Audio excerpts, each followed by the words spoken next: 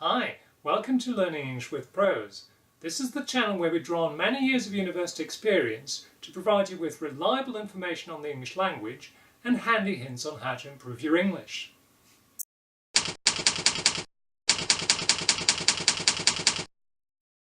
Hi, as one linguist famously observed, you shall know words by the company they keep. Words tend to be quite gregarious creatures. They rarely occur on their own, except if, for instance, we're shouting for help and we simply use the word help to do so.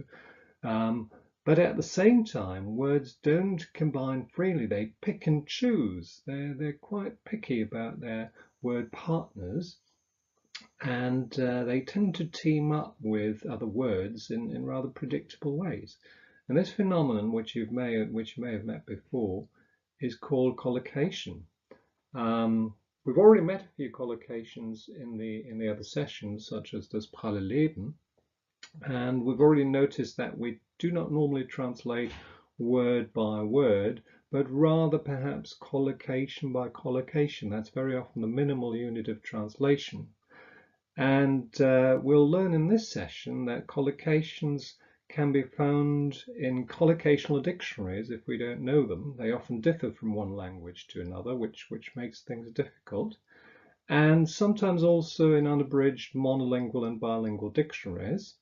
And we'll also see that the good translator is also a good language learner and must be good at memorizing these collocations. We're going to start with a little gap filler exercise today. So this is a German text that is meant to test your knowledge of German collocations. I'll give you some time to read the text and fill in the missing words.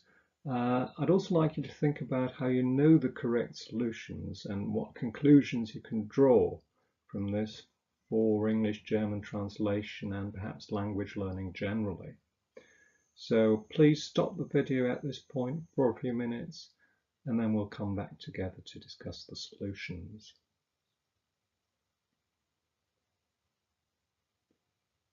So I'll take you through the text and give you my potential solutions. Dem unverhofft zum Autor in Spee avancierten Mitbegründer der Alltagsdrogenberatung in Oberroden kam zugute, einen von einem Freund ausrangierten Schreibcomputer zur Verfügung zu haben, den er binnen kurzer Zeit allen bei sich ihm Frust. Okay, so this is the word Frust, frustration in English. What happens with frustration?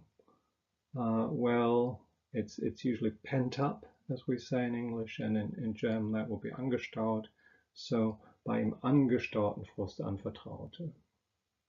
Als Elektrotechniker im Außendienst viel auf Achse, viel auf Tour, hört und sieht der 50-Jährige so allerlei. So that's a fixed phrase, auf Achse sein, auf Tour sein. Über die von deutschen Politikern beschworene Eidesformel, den Nutzen des deutschen Volkes, again that's a fixed phrase. The text quotes the oath of office here, des deutschen Volkes zu mehren und Schaden von ihm abzuwenden. You've probably heard that on television already. Kann er nur lachen. Am liebsten möchte er die Regierenden wie auch Oppositionellen persönlich haften lassen für alles, was sie anrichten. Dann sehe man Kohl und Co. auch einmal zum Sozialamt rennen. Es sei an der, this is obviously Zeit, sei an der Zeit, formuliert Weber sarkastisch, eingesetzt zu what do we do with laws? We pass legislation in English, in German verabschieden, ein Gesetz zu verabschieden, das dem Bürger die Möglichkeit gebe, Strafanzeige gegen unfähige Politiker zu erstatten, or stellen perhaps also, um endlich dem Missbrauch politischer Macht entgegenzuwirken. Der Mann, der Wert auf die Feststellung legt, keiner politischen Partei anzugehören, that's pretty straightforward, schreibt frei von der fixed phrase, frei von der Leber weg. Über den Tisch gezogen hat er sein Erstlingswerk genannt und der Untertitel lautet Ein Volk wird abgezockt. Womit eigentlich alles ausgedrückt ist, ist es ein sehr deutliches, lautes, provokatives Buch, rezensiert der Verfasser sich selbst. Das kann man wohl, fixed phrase, sagen.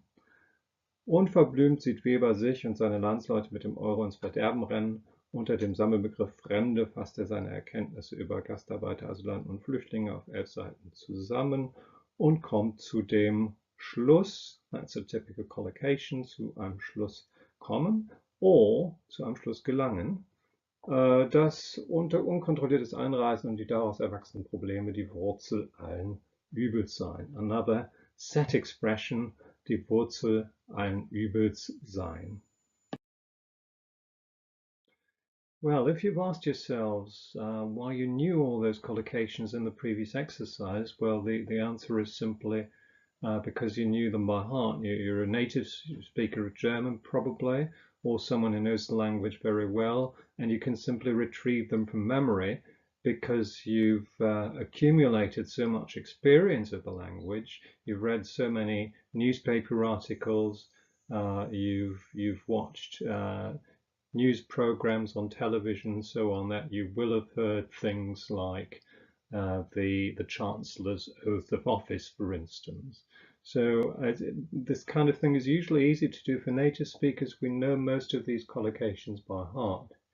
It's more difficult when we turn to the other translation direction, or the foreign language for that matter.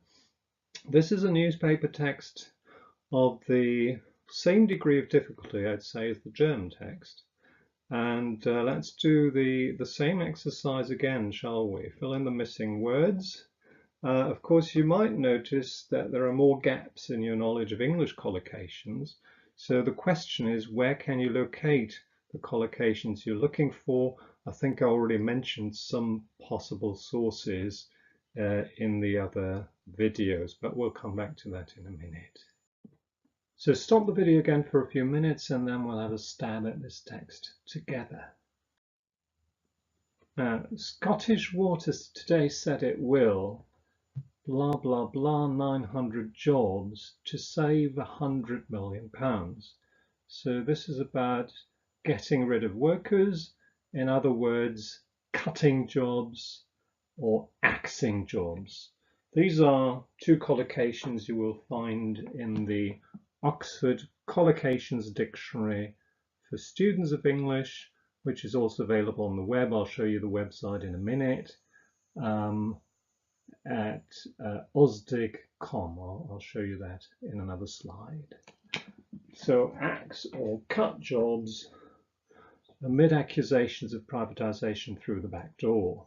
The company, which employs 4,700 people, has blah, blah, blah, a voluntary redundancy scheme. So it's done something with the scheme. What can you do about a scheme, a plan? Well, you can announce a scheme simply, or you can introduce a scheme. You can establish a scheme, which is the most likely solution here, I think. Or a slightly more colloquial phrasal verb is set up a scheme. And there are lots of other potential solutions which you can look up in the Collocations Dictionary. So set up a voluntary redundancy scheme to meet calls by the industry regulator to costs. Well, it's usually about reducing costs, so that might be a word to use here, but of course cut is more common in newspaper articles, or perhaps also slash, so to cut costs or to slash costs by 2006. The Scottish Nationalist Party accused Labour of wanting to privatise the publicly owned body, but Labour said the move would keep Scottish Water in public. Since this is about privatisation, the opposite will be public ownership, of course. Jeff Aikenhead, Asset Managed Director for Dunfermline-based Scottish Water, stressed there would be no compulsory redundancies. He said staff and unions have been made aware of the proposed job cuts, which would immediately, for any employees who accepted the deal on the table. So the job cuts would I think we could guess what the German phrase might be. We'd fill in here in Kraft treten, and in English that's take effect.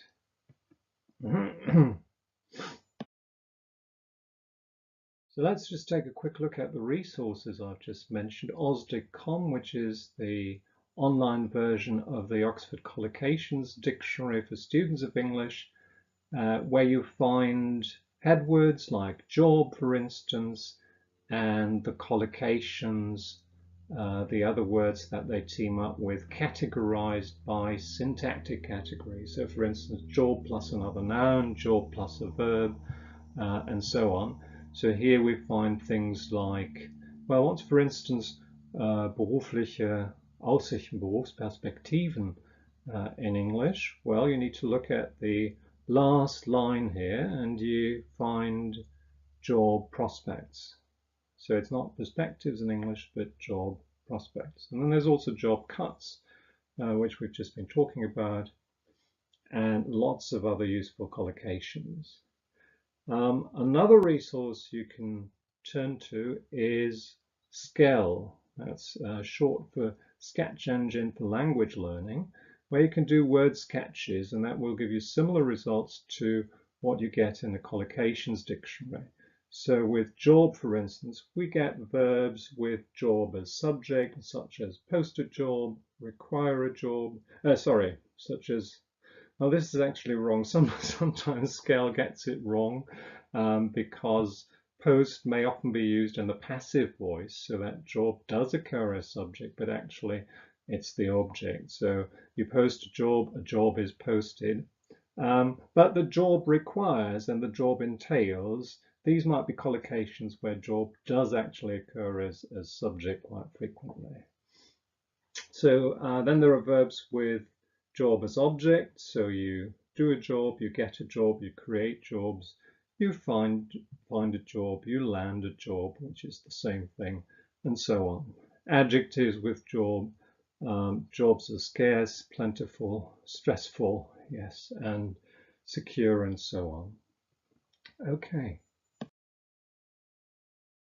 For German, there are two resources I'd recommend for beginners. Remember, this is an introductory course, an introduction to translation. There are far more resources on the internet than this, but two very useful resources for beginners. Wortschatz-Uni Leipzig. Here I've chosen the entry on Arbeit, you will get collocations, but also synonyms such as Herstellung, Schufterei, Stress, and so on. If you scroll further down the page, there will also be collocations and a kind of word cloud. What may even be more useful is Cyril Belliker's database of co-occurrences, Konkurrenzdatenbank, at the Institut für Deutsche Sprache, because it will give you a little more of the environment of the word, the kind of embedding that it usually occurs in. So for instance, with leisten, we get einen wichtigen Beitrag leisten, einen wesentlichen, entscheidenden Beitrag leisten. So we already get an entire frame in which the word usually occurs. So let's see whether you've got a confident command of German collocations. Let's go through these collocations together. You don't need to tick them off necessarily. Eine schwierige Entscheidung, is that a German collocation? Difficult decision. Yes, it is. It's a correct, acceptable German collocation. Eine helle Idee, is that German? No.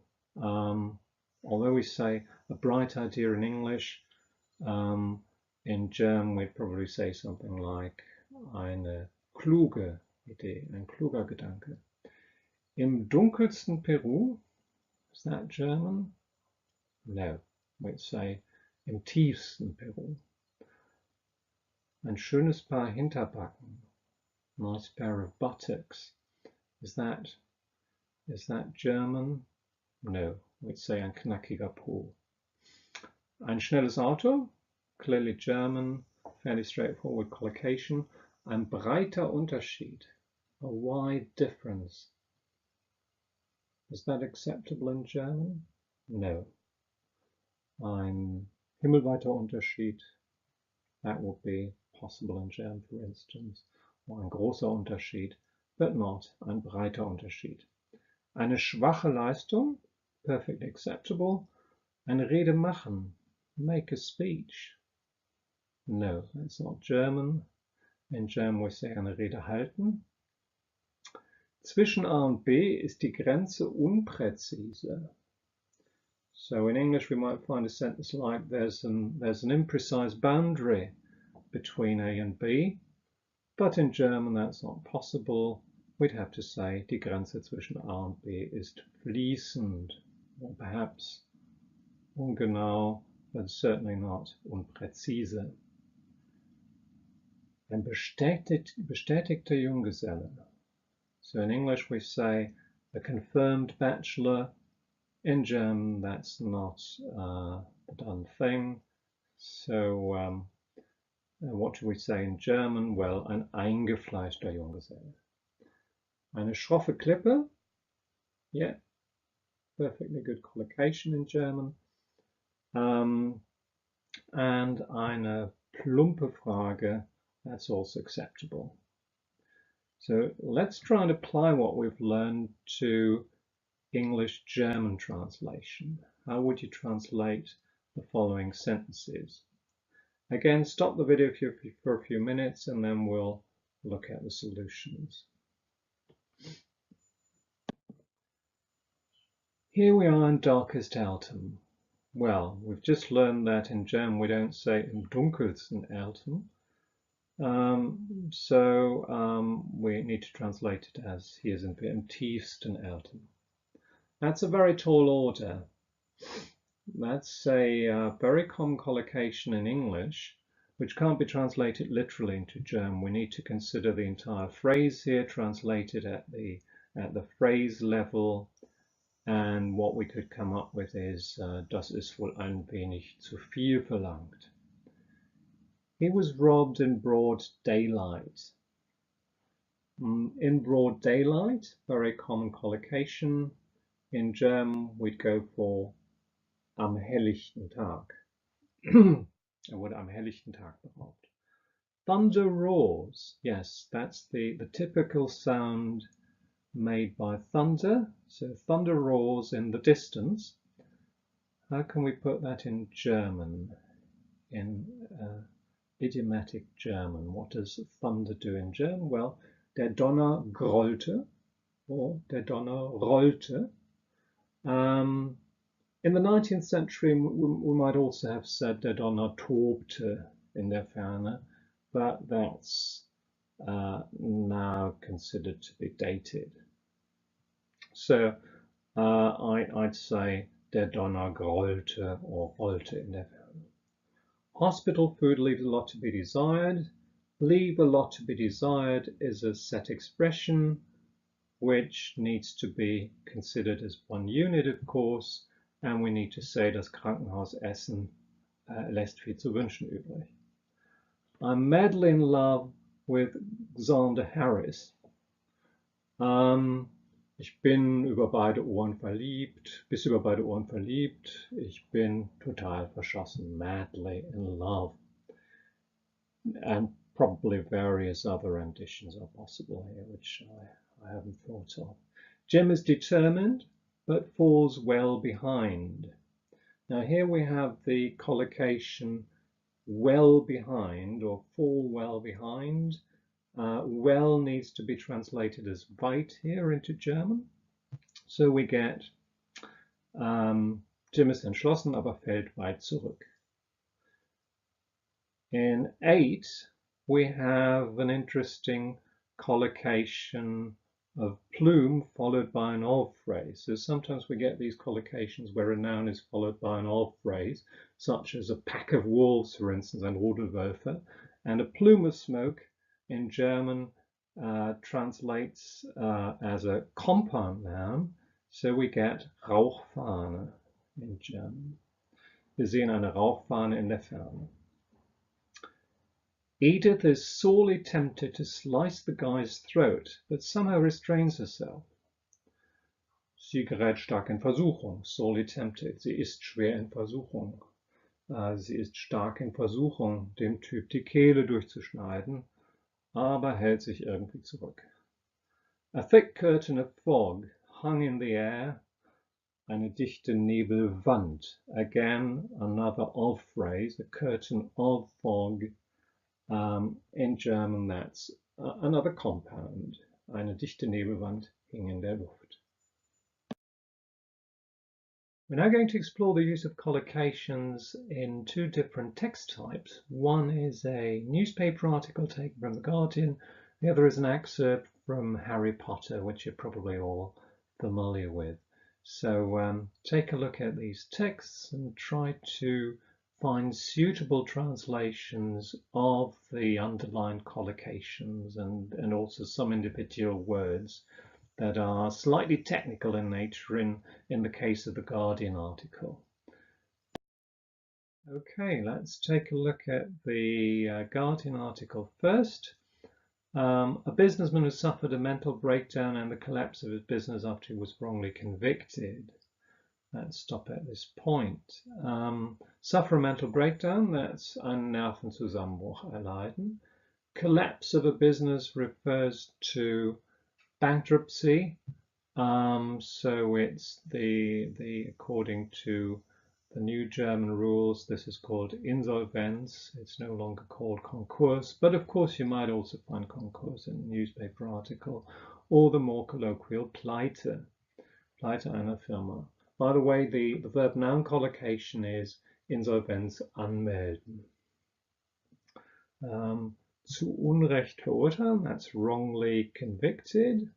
Suing his solicitors for negligence, well, to sue is verklagen, and negligence in this case is Verletzung der beruflichen Sorgfaltspflicht. It's not Fahrlässigkeit, which you might find in the dictionary, but since this is a special subtype of negligence that concerns professional misconduct, professional negligence, in German that corresponds to Verletzung der beruflichen Sorgfaltspflicht. So you'd have to do some research here in Wikipedia, for instance.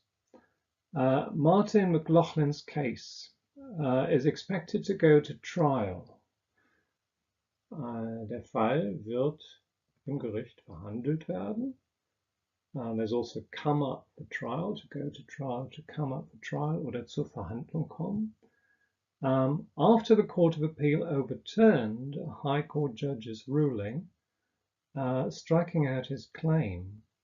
Now, to overturn a ruling, you'll find that in many dictionaries, is eine Entscheidung aufheben.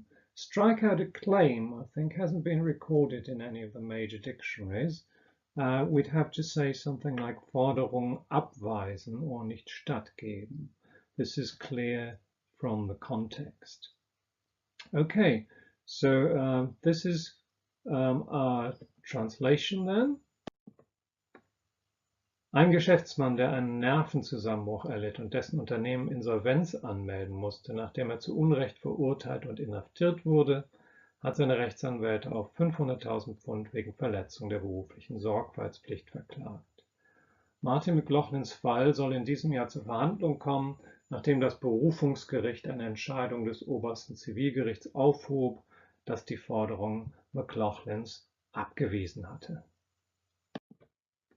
So as you'll have noticed, texts like this rely very heavily on collocation, on strong standard collocations, and once you've solved these collocational problems, it's really plain sailing. So you need to solve the collocational problems first, and then try your hand at translating the text. Right, let's have a go at the Harry Potter text. We're going to start with the use of collocations again. The train began to move. Now that's an inchoative use, as it's called in linguistics. An action starts. In German we'd say der Zug setzt sich in Bewegung or der Zug fährt an. Then we have keeping up with the train. which means moving at the same speed as the train for a moment. In German, that corresponds to mit dem Zug Schritt halten. Gather too much speed. To gather speed is an interesting collocation, which in German translates as an Fahrt gewinnen, Tempo aufnehmen, Fahrt aufnehmen. Then the train rounds the corner, which is fairly straightforward, um die Ecke fahren. And then we have the observer, the person sitting on the train, observing the landscape. That's a typical scene, a typical situation. And houses flash past the window. So in German, we could use a similar collocation such as Häuser rauschen vorbei, ziehen vorüber, rasen vorbei, fliegen vorbei. Of course, there are other variants available in English here as well, like houses rush past the window, houses flit past the window, and so on. The next collocation is a little trickier, leap of excitement. This is an outborn metaphor, we might say. J.K. Rowling probably didn't coin it. She wasn't the first to come up with this metaphor, and we can look for the same kind of outworn metaphor in German literary texts. Usually what we find is collocations with German Herz. So for instance, jemandes Herz schlägt höher. Then of course we have to remember that leap implies an abrupt change or increase. If you look it up in the dictionary and do the kind of componential analysis, analyze it into its relevant meaning components, the kind of analysis we did in the previous video, then you will find that abrupt is a major meaning component of leap. So we have to add an element of suddenness here, which would be plötzlich in German. Jemandes Herz schlägt plötzlich höher. Other variants, eine freudige Erregung packt jemanden or ergreift jemanden, or in slightly old-fashioned German, bemächtigt sich jemandes with a nice genitive here. Jemand verspürt plötzlich eine freudige Erregung. Jemandes Herz or Stimme überschlägt sich vor Erregung, Aufregung. And then there's also the phrase that's worth memorizing, stürmische Erregung. Finally, we have the door of the compartment slid open. So that immediately reminds one of a sliding door, of course, and in German that's Schiebetür. So we would have a little class shift here from the verb to the noun and say die Schiebetür öffnete sich. So this would give us the following translation proposal. Der Zug setzte sich in Bewegung, fuhr an. Harry sah, wie die Mutter der Jungen und der Jungs winkte und die Schwester der Jungen versuchte, lachend und weinend zugleich oder halb lachend, halb weinend mit dem Zug Schritt zu halten, bis er oder dieser zu viel Tempo aufnahm, zu sehr an Fahrt gewann, zu schnell wurde. Dann fiel sie zurück und winkte. Harry schaute zu, wie das Mädchen und seine Mutter verschwanden, oder Harry sah das Mädchen verschwinden, als der Zug in die Kurve ging, als der Zug um die Ecke fuhr. Vor dem Fenster zogen Häuser vorbei. Vor dem Fenster rauschten, zischten, huschten Häuser vorbei. Also note the theme rime arrangement here. In the English sentence, we have houses in subject position. In German, we start with a prepositional phrase. Vor dem Fenster zogen Häuser vorbei. Nun schlug Harrys Herz plötzlich höher. And there's a typo here. There shouldn't be an apostrophe at the end of Harry. Nun schlug Harrys Herz plötzlich höher. Er wusste nicht, was ihn erwartet, was ihm bevorstand, wohin die Reise ging, aber es konnte nur besser sein als das, was zurückließ. Die Schiebetür des Abteils öffnete sich und der jüngste der Rotschöpfe kam herein. So, what would I like you to take away from today's session? Well, one thing is that collocations are pervasive, they are ubiquitous, they occur in very large numbers in any text. They probably make up around 80% of all text, or of any text. They can be located in dictionaries of collocations or in large databases these days, such as Sketch Engine for language learning or Cerebellica's Konkurrenzdatenbank for German. And the third take-home message is it's always a good idea to start by translating the collocations you find in a particular text.